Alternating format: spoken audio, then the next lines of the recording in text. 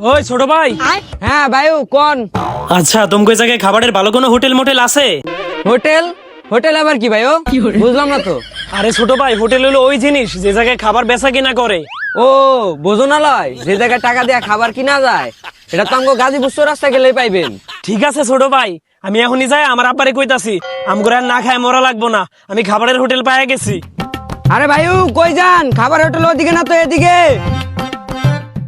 আব্বা তুমি এনে বই বই এগুলো কি খাইতাছো? আমি একটা হোটেলের সন্ধান পাইছি, তাড়াতাড়ি আমার টাকা দাও, আমি যাই খাবার নিয়ে আইতাছি। টাকা দিমু? আচ্ছা টাকা দিতাছি, এদিকে আয়, তুই আমার পাশে আয় বয়। হ্যাঁ আব্বা। একটা থাপ্পড় মেরে তোর কান সামান একবার গরম করে ফেলামু। পুরান যোগে আমি টাকা কই পামু? টাকা কি তোর বাপে আমার কাছে রেখে গেছে?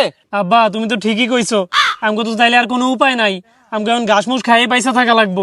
আর দাদা যে কই গেছে গা এর কোনো খোঁজ খবর নাই, সন্ধ্যা হয়ে যাইতাছে এখনো আহে না। এলো ঘাস খা। আব্বা এই ঘাস মুস খাওয়া আমার পক্ষে সম্ভব না, কারণ আমি ছোটবেলা থেকে চাইনিজ হোটেলে চাইনিজ খাবার খাইয়া বড় হইছি। তো বন্ধুরা, পার্ট 5 দেখতে চাইলে ভিডিওটি লাইক করে বেশি বেশি শেয়ার করে দিন। পুরো ভিডিওটা দেখতে চাইলে এখানে ক্লিক করুন।